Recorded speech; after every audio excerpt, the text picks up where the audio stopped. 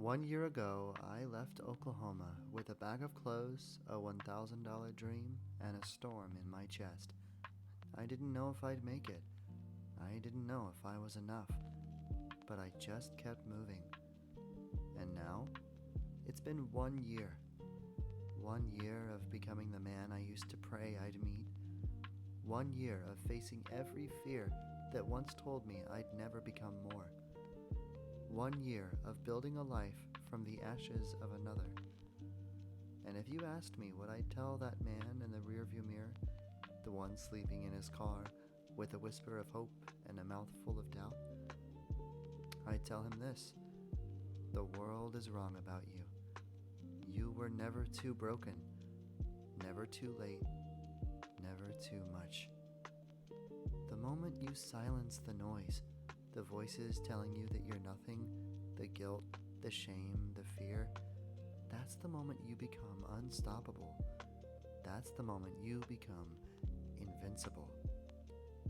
Back then, I was running from heartbreak, failure, from a version of myself I hated so much I couldn't stand to stay still. But somewhere between Oklahoma and New York, between Walmart parking lots and unfamiliar skies, I stopped running from my problems, and I started becoming the solution. I didn't have a map, I didn't have a plan, I didn't even have a bed, but I had something I didn't know I carried: resilience. And if that younger version of me could see this episode, if he could watch this moment right now, I know he'd cry. Not from sadness, but from joy. Because he would see that it was worth it. That every failure was a step forward. Every heartbreak was building something unshakable inside of me. So, no, I'm not perfect now. I'm not fearless. I still wrestle with doubt, exhaustion, and the ghosts of who I used to be. But every single day, I get up and I move forward. Not for applause, not for revenge, but for continued peace. And that's what this podcast is all about. We don't rush healing here. We don't skip steps. We walk. Sometimes alone, sometimes side by side, but always forward. So, whether you're curled up on the floor of your studio apartment or behind the wheel of a car full of everything you own, or just somewhere between who you've been and who you're becoming, you're in the right place. This is The Walk-In, and this is Soul State, the man who failed forward. When I arrived in New York, I thought success meant proving everyone wrong, being perfect in every way, hiding my flaws and failures like shameful secrets. But I know now that success is about becoming the man I promised myself I'd be. It's not about perfection, it's about progress. It's about using my failures to paint my success. Life is a canvas, and our failures, they're the brushstrokes that make the picture real. I've overslept, I've missed laundry days, I've skipped brushing my teeth, I've overspent when I should have been saving. But I kept showing up, even when I was tired, even when no one was clapping, even when I had no one to cheer me on but myself. And in that silence, I became someone. I've paid off thousands in debt. I've calmed my anxiety, tamed my anger, built a podcast, developed discipline and routine, built a home, and forged a life. But I didn't start there. One of my lowest moments came when I realized I couldn't renew my license because my social still had my married name. No marriage certificate meant no ID. No ID meant no license. And no license in New York? You feel stuck.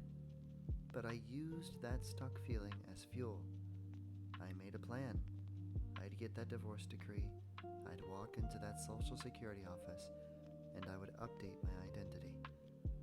Because that's what this year has been about, updating my identity. Not just on paper, but in spirit. There's a letter in my car from the church service I went to the day I left Oklahoma.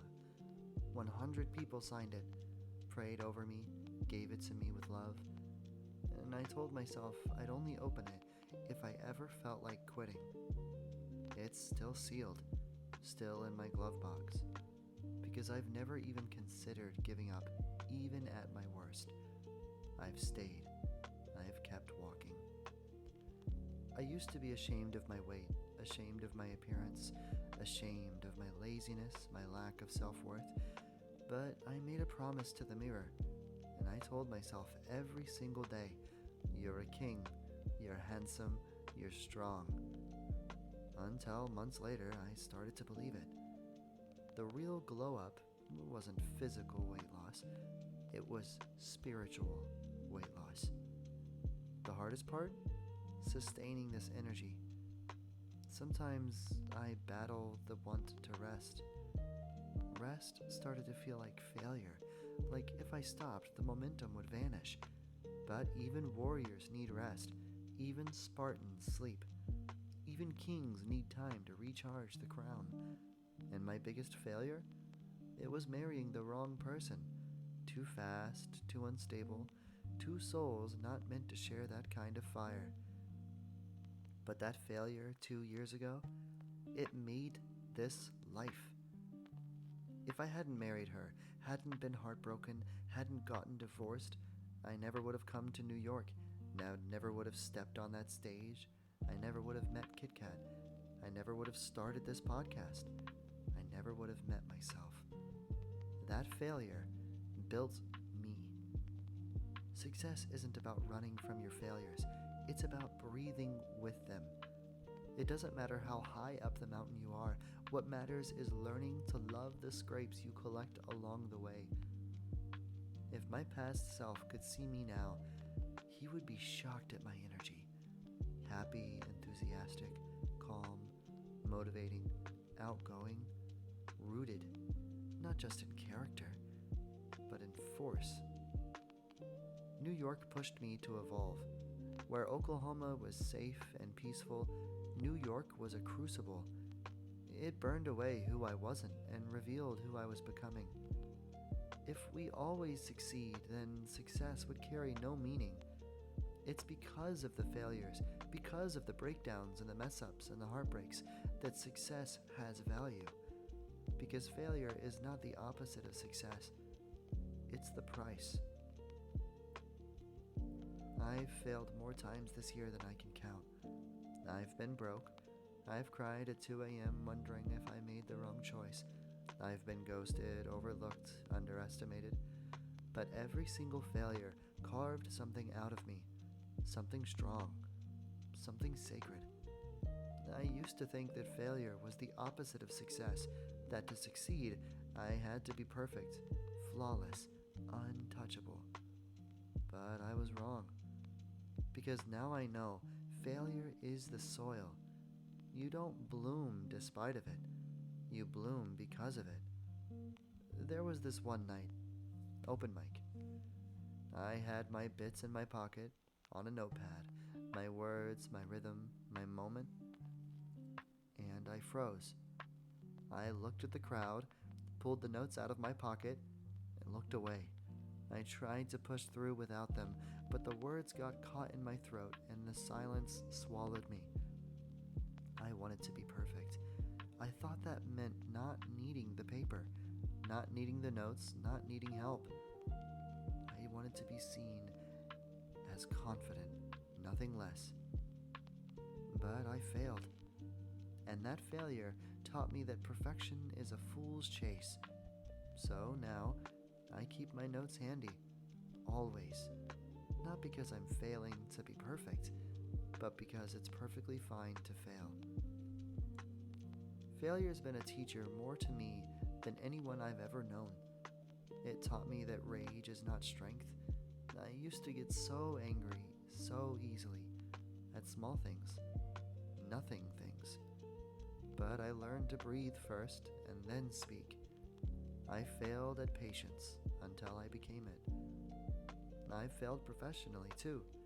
There was this New Year's event, packed with producers, actors, directors. At the end of the night, I didn't stay to take pictures with my friends. I went straight up to the director, shook his hand, cracked a joke, handed him a business card like it was a golden ticket. He laughed with me, said he'd call me, and he never did. At first I thought, I failed again. But then I realized I won something bigger. I won the war against hesitation. I showed up for myself. I stepped out into the light. That's not failure. That's a milestone. Even financially. Kit Kat wanted to go to DC. I was deep in a season of saving, and I almost said no. Almost missed the trip because my wallet wasn't ready. Life isn't about perfect timing. It's about perfect presence. So I said yes. Now I've got a memory of holding my cat in the humid DC sun, sweat down my back, and monuments all around us. And I would trade every financial failure for that moment. That's a milestone. But not all failures are loud. Some happen in silence. Like when I was struggling with food. I was ashamed of my body, ashamed of how I looked, so I developed a quiet war, one that no one saw.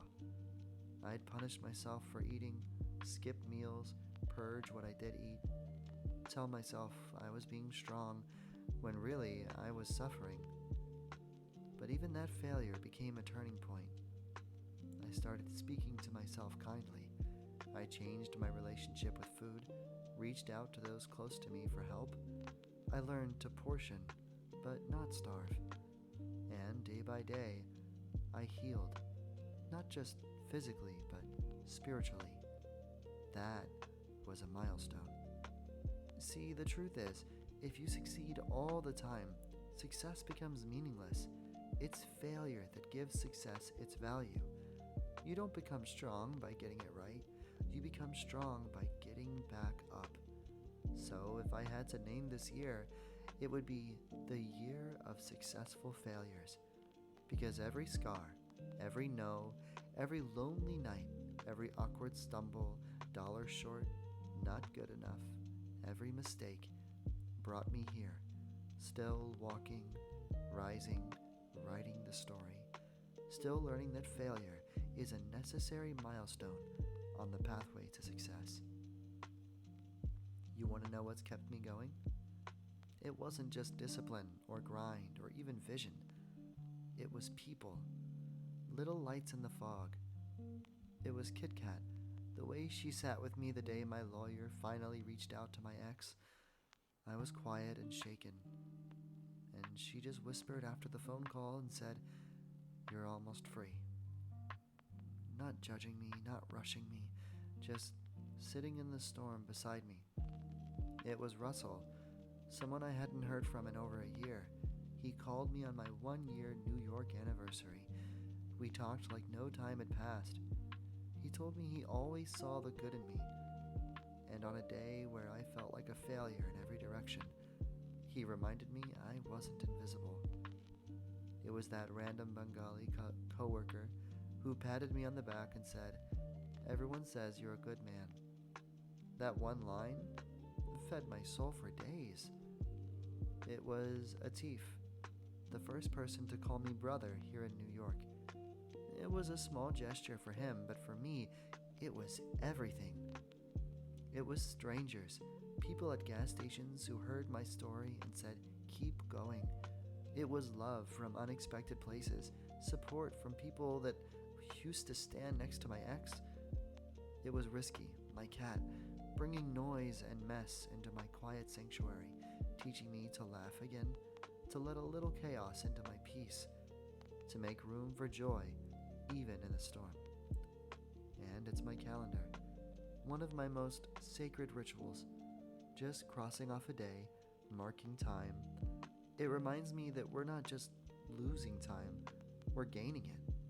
Every sunrise is 24 more hours than we had before. A new chance, a new choice. There's magic in the mundane, the laughs you didn't expect, the voice that calls you brother, the friend who stays on the line when your world is heavy. These are the things that keep us going.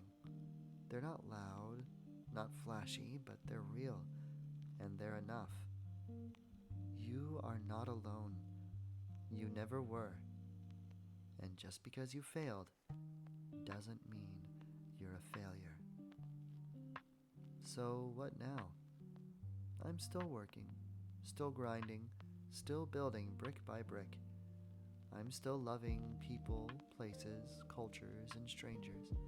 Still waking up at 5 a.m. some days and sleeping in on others, fighting off doubt like it's a second job.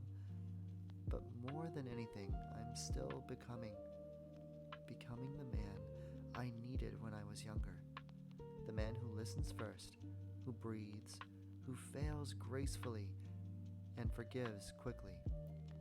I've got a trip planned for Bangladesh, a place I never imagined I'd step foot in, but now it feels like a thread in the tapestry of my story. I have been helping my community not just with money or time, but with presence. I'm walking into college again, not to prove anything, but to grow. I'm not perfect. I still get tired. I still wrestle with questions I don't have answers for. I still catch myself overthinking, spiraling, freezing. But then I remember I am not who I was. I'm not the boy in that little Kia Forte, the man drowning in debt and doubt. I'm not the ghost of someone else's expectations. The man I'm becoming, he's real, he's whole, he's worth believing in. Because he's built, not born. He's crafted from chaos, from failure, molded by heartbreak, tempered by time, fueled by those failures that now bloom like wildflowers behind him. And the truth is, I don't have all the answers, but I've got a lot of questions worth chasing, and feet that know how to move. So I'll keep walking. So, if you're still in the car, still in the storm, still staring at the ceiling at 2 a.m. wondering, what now? If you feel like your story hasn't started yet, like you're stuck on the same page over and over, let me say this. Keep walking. Even when it's hard. Even when it's quiet. Even when no one claps for you. Keep showing up. Because I promise you, the tunnel doesn't last forever. The storm does pass. And the version of you waiting on the other side, they're stronger than you can imagine. Wiser, kinder, calmer. Not because they've avoided pain, but because they've walked through it. You are not your failures. You're not your fear. You are not too late. You are not too broken. You are just beginning. And beginnings, they always feel like the end at first. So breathe. Take a step. Mark today off your calendar and remember you are becoming. This has been The Walk-In, and I'm still your new Yoki host. 1 year later, still here, still failing forward, still writing the story. One breath, 1 mile, 1 failure at a time.